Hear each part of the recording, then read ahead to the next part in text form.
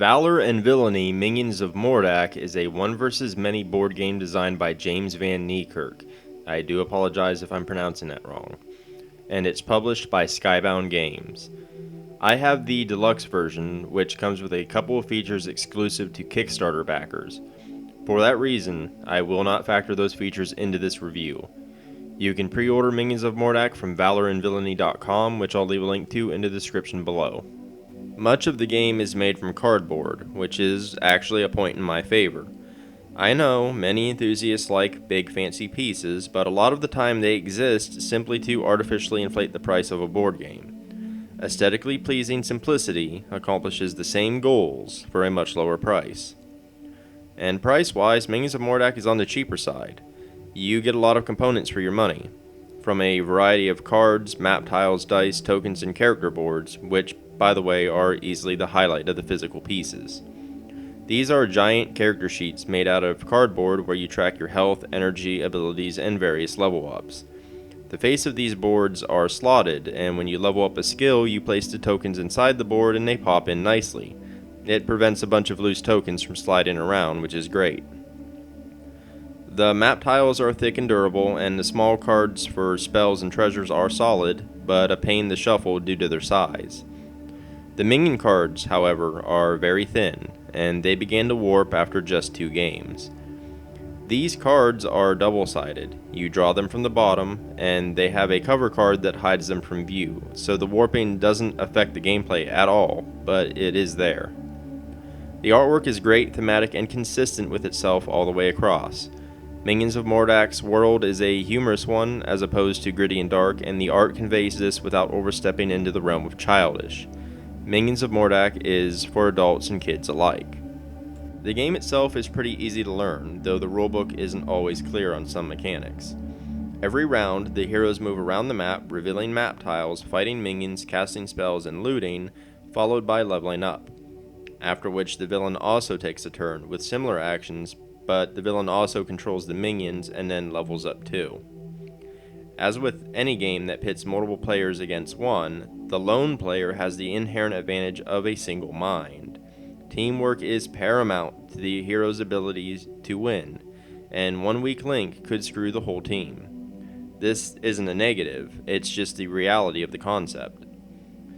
I did find that Minions of Mordak works great at any player or hero count. The setup and rules change slightly, but it always remains the same game throughout, with no special stipulations that stifle it. Alternatively, it's not incredibly difficult for a single player to control multiple heroes, though the dynamic is different. The villain player loses that previously mentioned single-minded advantage, and it becomes a game of pure wits between 2 players. The villain and hero each start with 2 action points, but they can increase it by spending XP. Moving, attacking, and casting spells take an action, but the heroes can reveal tiles and loot treasure in a tile for free. Attacks and spells are performed by rolling different colored dice. The higher a character's training in any particular skill, the larger the quantity and power of the dice. Dice always bring a degree of randomness to a game, but the dice in Minions of Mordak are custom made, and only ever go as high as 2. The probability is much easier to predict than most games, and that makes it more skill-based. Furthermore, dice for any action are rolled and piled into a pool of hits to be spent on the action. This means that you can see your result before deciding what to do with it. If you don't have enough attack power to slay a minion, you can bank some of it in the form of +1 tokens. Spells usually have different effects based on how many hits you spend, so it's possible to strategically pick and choose or even cast multiple spells in one turn. You can even roll an attack with no target simply to bank some hits for later, and you can use an action to pull additional spells. The villain controls almost like a hero. They can't move or attack until the final battle, but they can still cast spells.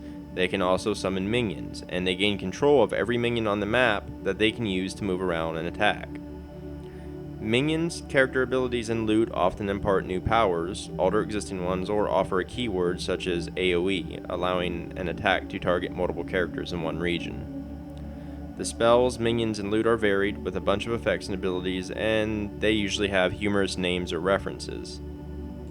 Minions of Mordak features a lot of player choice and agency condensed into its action economy without being overwhelming. It's a game of high strategy and teamwork, and most importantly, it's also fun. The mechanics flow pretty smoothly. I didn't run into any awkward hangups where a mechanic felt out of place or clunky. That said, it's not entirely perfect. After 6 rounds, the game enters the final battle, Mordak enters the map, and the stakes get raised. Neither side can level up anymore, and if Mordak gets defeated, the heroes win. If Mordak defeats 3 heroes, he wins. The game pushes the idea that the heroes need to find 3 shrines. Doing so fast forwards to the final battle immediately, which in theory means Mordak is weaker. In practice, I've never found that strategy to be viable. Revealing map tiles also spawns minions and loot, which is also good because the heroes need both of those things to level up and get stronger. But the shrines are hidden among the more dangerous tiles. It's exceptionally easy to accidentally spawn too many minions and overwhelm the team.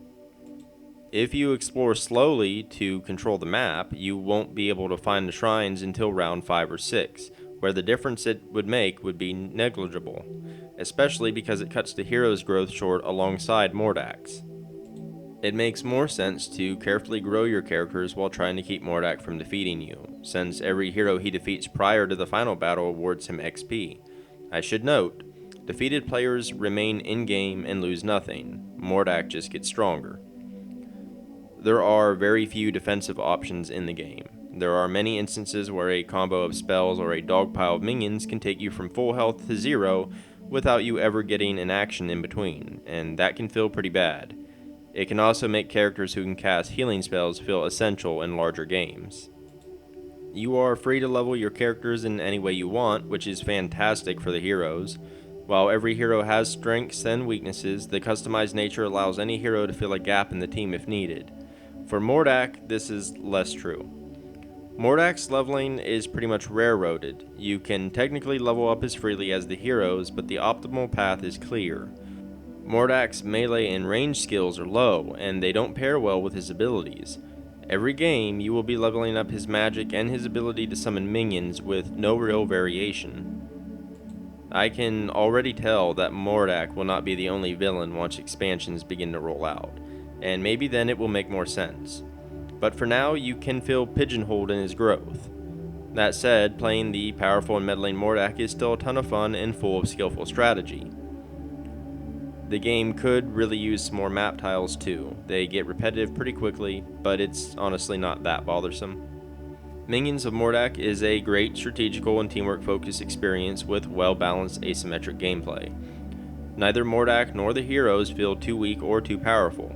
It's oozing with tongue-in-cheek humor, great artwork, and nice but cheap components that won't break the bank. It has a few gameplay hiccups, but it's a smooth experience with no clunky jank to speak of. Nothing feels awkward, and the game is relatively easy to understand. The heroes are varied, and the gameplay is fun. Its design is clever, and the game is engaging. One versus many is a genre that's hard to get right, but Minions of Mordak does it pretty solidly, barring a few sore spots. I'm definitely looking forward to the inevitable expansion, and it's a game I don't regret backing on Kickstarter. I can happily recommend the game for its asking price. To recap, the pros. 8 varied heroes. It has solid asymmetric gameplay. The slotted character boards are pretty awesome. The artwork is great and the theme is consistent. It has a lot of content for the cheap price. The gameplay is highly strategic with a focus on player agency, growth, and teamwork. The cons. The minion cards are flimsy and warp pretty quick. There are very little defensive options in combat. The encouraged hero goal seems to be a poor strategy, and the rulebook can be unclear. The villain's growth feels railroaded, and the map tiles could use more variety.